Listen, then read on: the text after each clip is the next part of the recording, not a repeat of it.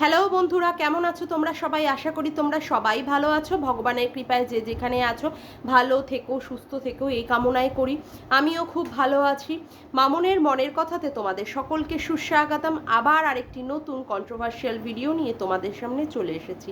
আজকে বুদ্ধ পূর্ণিমা, তাই বুদ্ধ ঠাকুরের উদ্দেশ্যে একটাই কথা, বুদ্ধাং শরণাং গচ্ছামি। বুদ্ধ, তুমি যেখানেই থাকো ভগবান, তুমি সবার মঙ্গল করো, সবার মনস্কামনা পূর্ণ করো, সবার মাথার উপরে যেন তোমার আশিসের হাতটা থাকে। আচ্ছা, গতকাল ধরে দেখছি ইপ্সিতাদিকে আর আমাদের সীমাদিকে সমানে বলে চলেছে কি পতিতা, নন্দাই নাঙ্গি, তারপরে কি আজকে আবার একটা নাম দিয়েছে কি কাজল নাঙ্গি। বলছি যে তুই একটা কথা বলিস ঘোড়ামুখী, যে যেমন জগৎ দেখেনও তেমন, একদম মানে সঠিক কথা। তাহলে এবার আসি তোকে বলতে, তার মানে তুই ঢেমনি আর তুই হচ্ছিস পতিতা। পতিতালয়ের জন্ম না হলে হবে কি, পতিতালয়ের কাজকর্মগুলো তুই করেছিস, মানে তুইও কাস্টমার ধরতে ধরতে গেছিস, তার জন্য তুই বারংবার করে এদেরকে অ্যাটাক করিস এই পতিতা, তারপরে নন্দাই নাঙ্গি এই ধরনের কথাবার্তা বলে। আসলে কি বলতো, তোর যে শিক্ষা দীক্ষা, তোর যে কালচার, তোর যে জন্ম, সমস্ত কিছুই এই নোংরার সাথে সম্পর্কিত।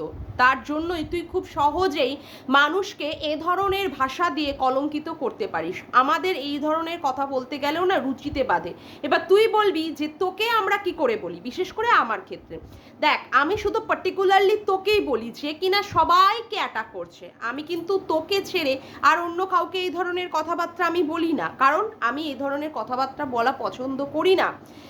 যে ধরনের কথাবার্তা বলবে তার মধ্যে তার সেই কি বলবো বংশমর্যাদা হোক, তার বেড়ে ওঠা বল, তার শিক্ষাগত যোগ্যতা, সব কিছুই প্রকাশ পায়।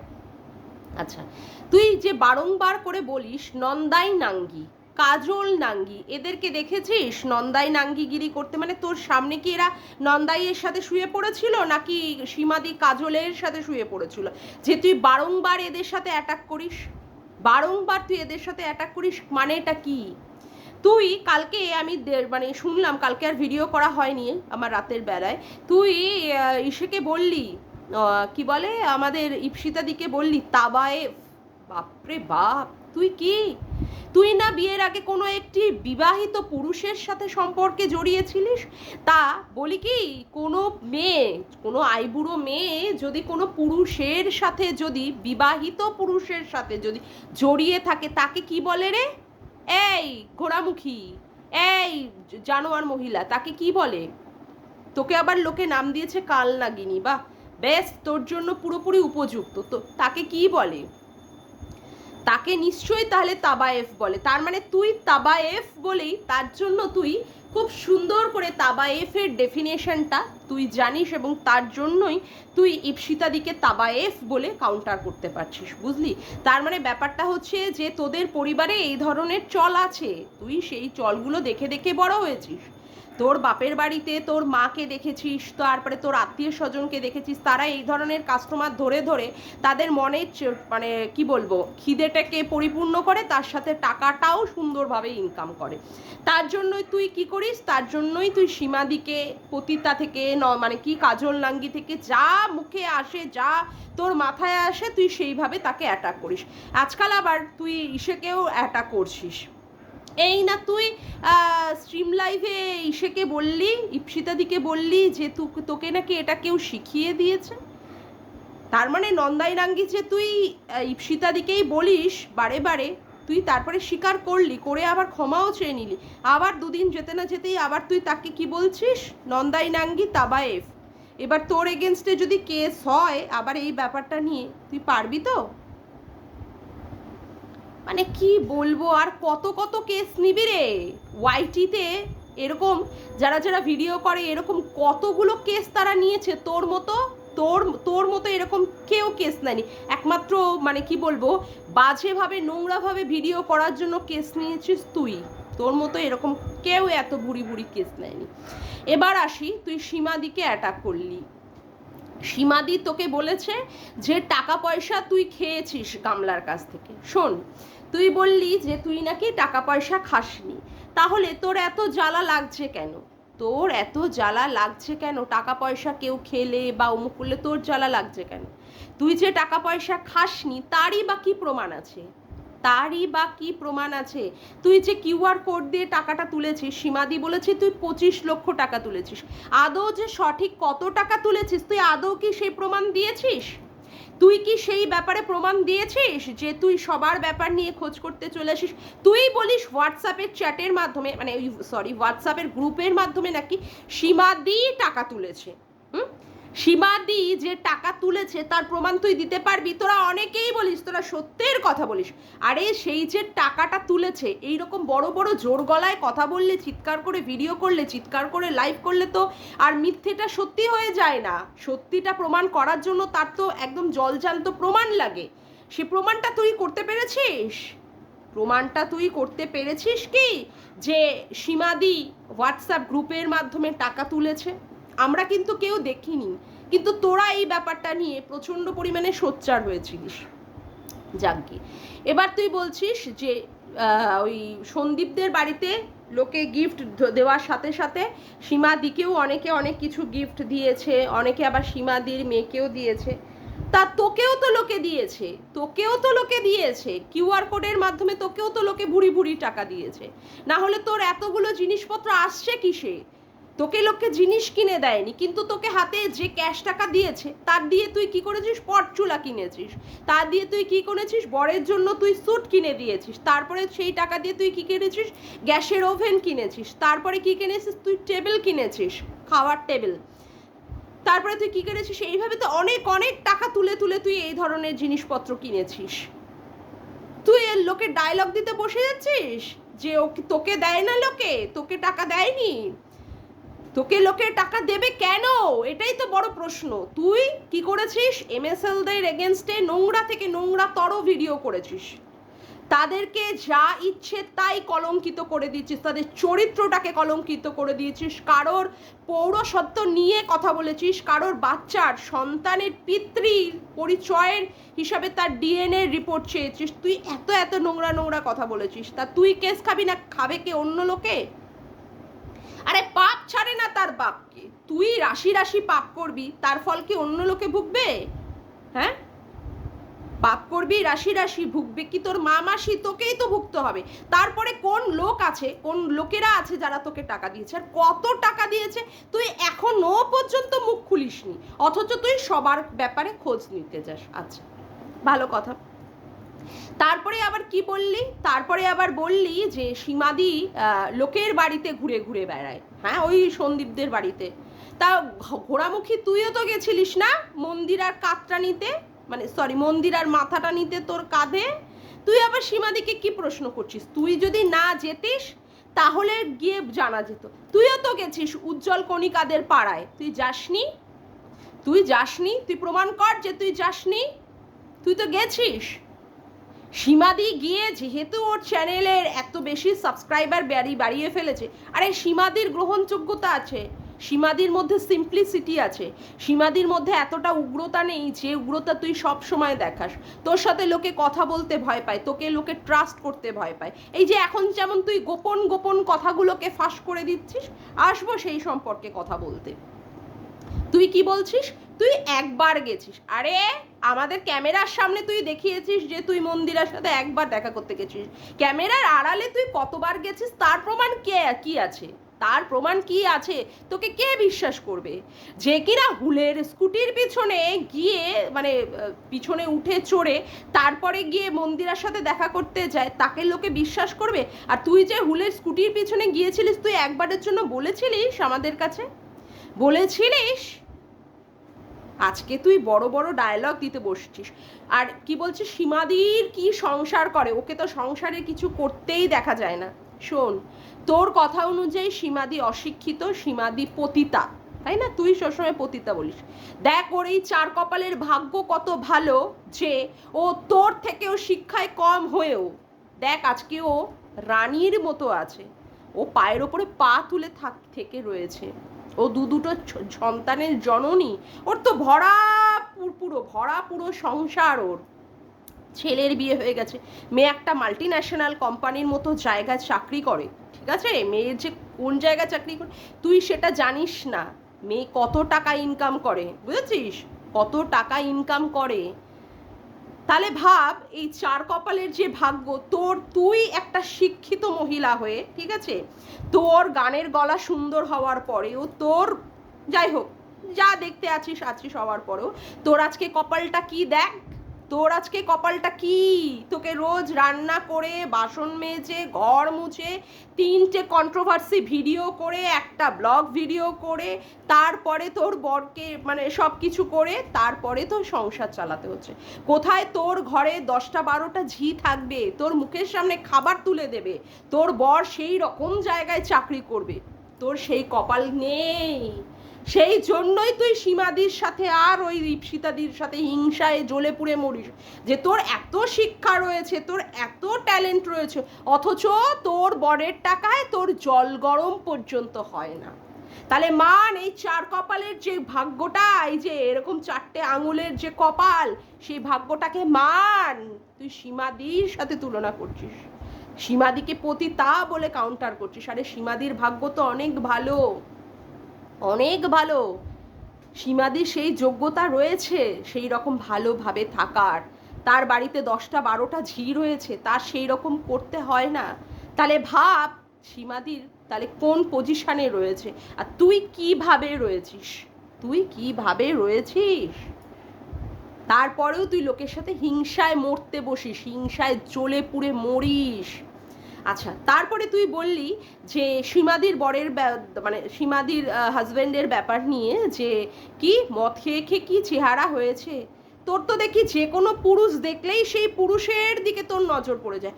ওর বর মদ খাক, ওর বর গাঁজা খাক, ওর বর জুয়া খাক, মানে জুয়া খেলুক, তাতে তোর পিছন ফাটছে কেন? তোর বরের পয়সা দিয়ে খাচ্ছে ওর বর মদ, ওর বরের নিজের প্রচুর ইনকাম রয়েছে, সেই ইনকামের পয়সা দিয়ে ওর বর মদ খাচ্ছে, তাতে তোর পিছনটা ফাটছে কেন?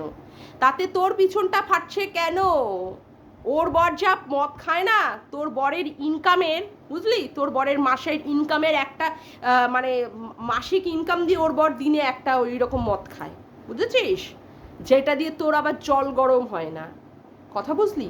তুই এরকম লোকেরটা দেখবি আর জ্বলে পুড়ে মরবি, সারাটা জীবন তুই জ্বলে পুড়েই মরবি। তুই তো কারোর ভালো দেখতে পারিস না, বুঝলি কি না, কারোর ভালো তুই দেখতেই পারিস না। তার জন্যই ওই জ্বালায় জ্বালায় তুই এই ধরনের কথাবার্তাগুলো বলতে বসিস। আর এই যে এখন বলছিস না তোকে নাকি কি বাছা, তারপরে আবার কি বললি, তোকে ডাইনি বললেই নাকি তুই কেস করবি, হ্যাঁ, তাই জন্য নাকি তুই ম্যাডামের সাহায্য চাইছিস। তুই আগে তোর মুখের ভাষাটা ঠিক কর। প্রত্যেক দিন লোককে পতিতা বলে বলে কাউন্টার করবি, টাইটেলে পতিতা, থাম্বনেলে পতিতা বলে বলে বলবি, তোকে ছেড়ে দেবে? তোকে ছেড়ে দেবে? আর তুই এই পতিতা শব্দটা ফার্স্ট নিয়ে এসেছিস। নিজের মুখটা আগে শুধরা, বুঝেছিস? তারপরে গিয়ে ম্যাডামের কাছে ভিক্ষা চাইবি যে তোর হয়ে বিচারটা সঠিকভাবে করে দিন। উনি সবারটাই দেখেন, উনি কারোরটা না দেখা না, উনি যথেষ্ট বিচার বুদ্ধিযুক্ত মহিলা, যথেষ্ট ট্যালেন্টেড মহিলা, বুঝেছিস? যাকে এবার আসি, তুই গামলার ব্যাপারে নিয়ে বললি যে গামলা যে কতটা ঔদ্ধত্যপূর্ণ মেয়ে, কতটা অ্যারোগ্যান্ট, তুই বুঝতে পারিসনি, কারণ তুই বোকা। তুই তো সারা জীবনেই বোকা, তুই তো সারা জীবনেরই বোকা। তোকে দিয়ে মানুষ যে ব্যবহার করিয়ে নেয় সেটা তো আগেও প্রমাণিত, মন্দিরা যে করিয়ে নিয়েছে সেটা তো আগেও প্রমাণিত। সেই কাজ তুই আবার গামলার ক্ষেত্রে করতে বসেছিস, অথচ সেই গামলাও তোকে পাত্তা দিচ্ছে না। গামলাও তোর এগেনস্টে গিয়ে গিয়ে কথা বলছে। কেন রে তোর এগেনস্টে গিয়ে গিয়ে কথা বলছে? কেন কেন? আসলে ব্যাপারটা হচ্ছে কি, এই যে গামলা তোর থেকে এখন অন্য লোকেদের বেশি পরিমাণে সাপোর্ট করছে, তাদের সাথে ফোনে কথাবার্তা বলা, আলোচনা করা, এই সমস্ত বেশি করছে। ওই ওয়াইটির দাদা ভাইয়ের সঙ্গে তার সম্পর্কটা এখন অনেক ভালো হয়ে গেছে। দাদা ভাইকে বলছে তার স্ট্রিম লাইভে তার ছেলের স্কুল কোথায়, যে সে স্কুলে পড়বে সেটা দেখিয়ে দিতে। এতেই তোর গায়ে জ্বলে উঠেছে, জ্বলে মানে ঝাড়খাড় হয়ে গেছে, ঝাড়খাড় হয়ে যাচ্ছে। তারপরে ওই সেবক দাদা সবার মানে লাইভে লাইভে ঘুরে বেড়াচ্ছে, সবার সাথে সম্পর্ক ভালো করে নিয়েছে, একমাত্র তোর সাথেই সেবক দাদা সেইভাবে সম্পর্ক ভালো করেননি, তোকে পাত্তা দেননি। এবং সেবক দাদা কি করছেন, গামলাকে পরিচালনা করছেন, যেটা আবার তুই সহ্য করতে পারছিস না। তুই চেয়েছিলিস যে তুই একমাত্র গামলাকে পরিচালনা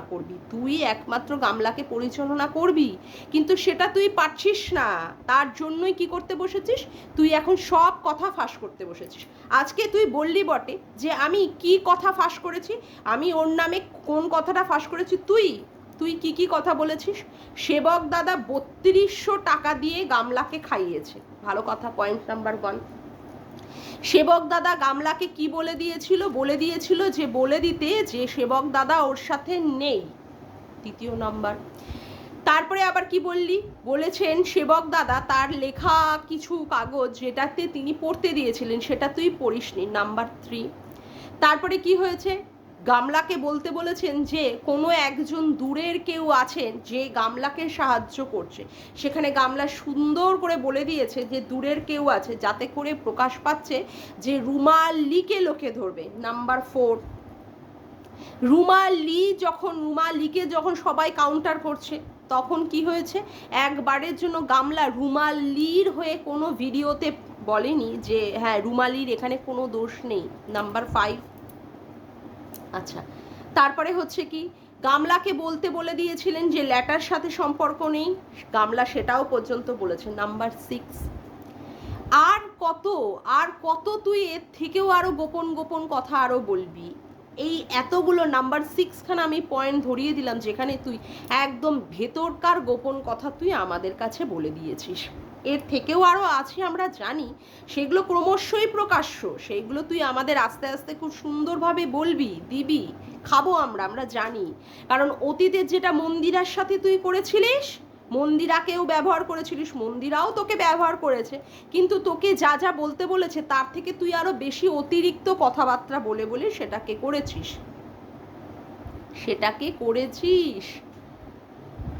আজকে সেটাই কি হবে বলতো, আজকে সেটাই হবে, আমরা দেখব। এই যে তুই যেটা এখন বলছিস না গামলার এগেনস্টে, গামলা প্রচণ্ড ঔদ্ধত্যপূর্ণ, গামলা কারোর কথা শোনে না, এগুলো জাস্ট শুরুবাত হয়েছে, এগুলো জাস্ট স্টার্টিং। ওই দীপ্তিদির কথায় গৌড় চন্দ্রিকাস্ট হয়েছে, বুঝেছিস?